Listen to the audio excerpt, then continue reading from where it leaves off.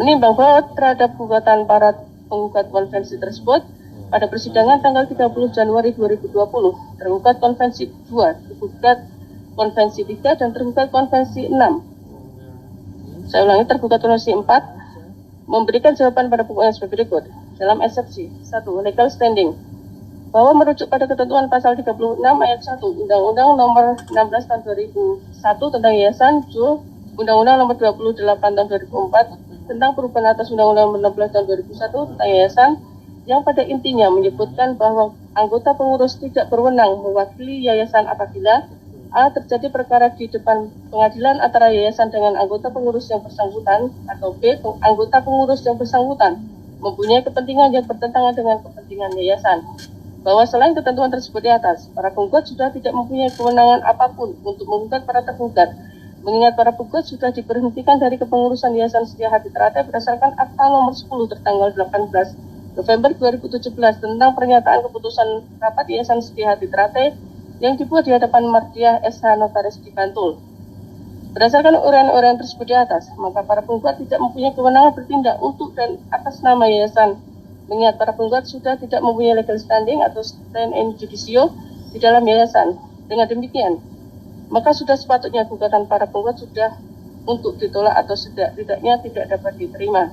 2. Obstacle atau gugatan kabur, bahwa gugatan para penggugat sangatlah tidak jelas apakah gugatan tersebut mengenai perbuatan melawan hukum ataukah mengenai pembatalan Akta Nomor 09 tertanggal 21 Oktober 2017 yang dibuat di hadapan Mardiah SH Notaris di Bantul tentang pernyataan keputusan rapat Yayasan Setia Hati Teratai, bahwa merujuk pada jurisprudensi Mahkamah Agung RI nomor 677 garis miring 1972 tanggal 13 Desember 1972 yang kaidah hukumnya pada intinya menyebutkan meskipun gugatan berkaitan satu sama lain, namun hakim tidak dapat menggabungkan kedua gugatan tersebut.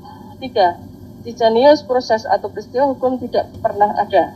Bahwa perlu kami sampaikan di sini bahwa apa yang digugat oleh para penggugat berkenaan dengan pembatalan pernyataan perubahan pengurus Yayasan Setia Hati Teratai dengan akta nomor 09 tanggal 21 Oktober 2017.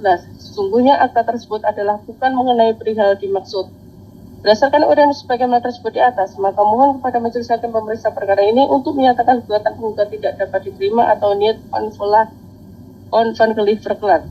4. Exceptio domini, merujuk pada jurisprudensi tetap Mahkamah Agung RI nomor 294K garis miring 1971 yang kaidah hukumnya menetapkan gugatan harus diajukan oleh orang yang mempunyai hubungan hukum. Berdasarkan ketentuan tersebut di atas, mengingat para penggugat tidak mempunyai hubungan hukum apapun dengan para tergugat, maka sudah sepatutnya gugatan para penggugat tidak dapat diterima atau setidak-tidaknya dikesampingkan. Dalam pokok perkara, 1. Bahwa para tergugat menolak seluruh dalil penggugat di dalam gugatannya kecuali yang secara tegas diakui kebenarannya. 2. Bahwa para tergugat mohon agar seluruh uraian yang telah tertuang dalam eksepsi di atas adalah merupakan satu kesatuan dan tidak terpisahkan di dalam jawaban dalam pokok perkara ini. 3. Bahwa para tergugat menolak dalil para penggugat pada poin 6 gugatannya yang pada intinya menyebutkan bahwa penggantian pengurus Yayasan Setia Hati Teratai dengan mendasarkan pada adanya surat keputusan nomor 003 garis miring SK garis miring JP/PSAT garis miring 11 Romawi garis miring 2018.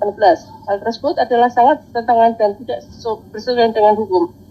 4. Bahwa merujuk pada ketentuan pasal 18 ayat 1 dan 2 Undang-Undang Nomor 16 Tahun 2001 yang menyebutkan ayat 1, perubahan anggaran dasar hanya dapat dilaksanakan berdasarkan keputusan rapat pembina.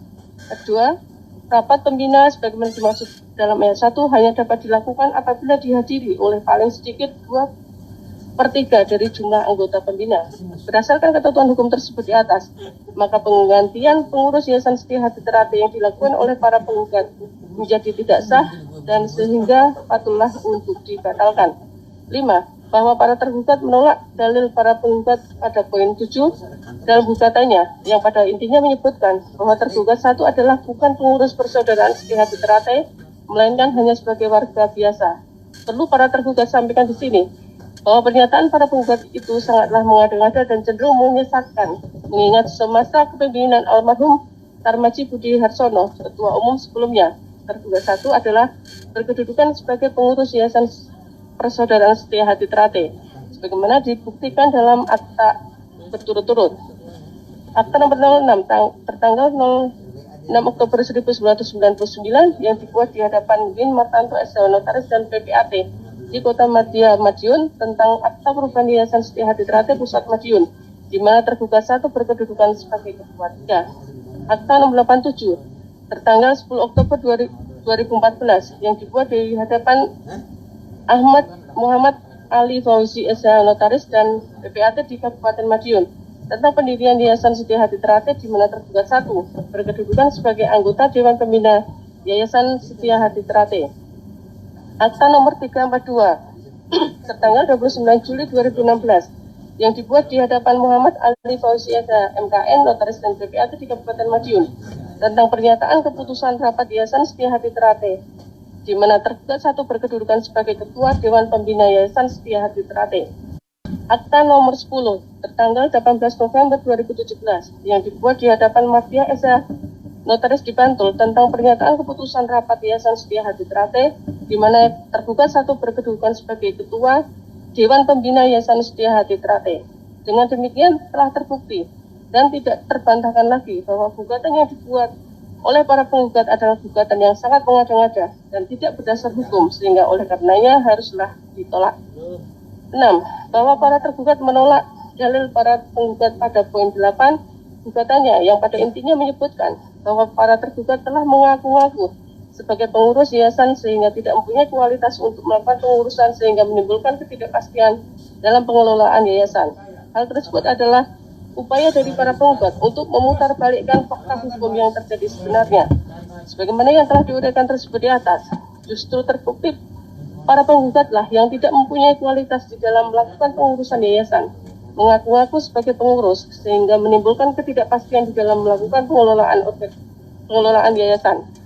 Dengan demikian, sudah sepatutnya dalil para penggugat ini untuk dikesampingkan dan tidak perlu dijadikan pertimbangan oleh majelis hakim yang memeriksa, menangani, dan mengadili perkara hukum.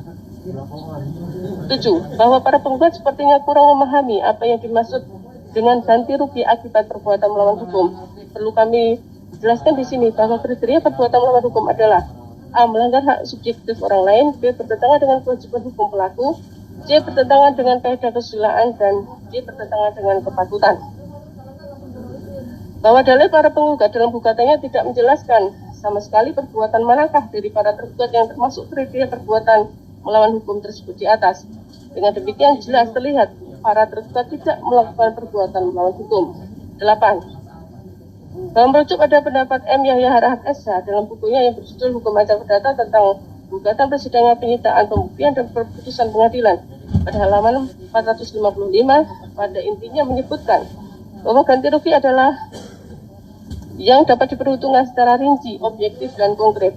Mengingat tidak ada perincian tentang ganti kerugian yang berkaitan dengan perbuatan melawan hukum yang dilakukan oleh para tergugat, maka gugatan para penggugat patutlah untuk ditolak.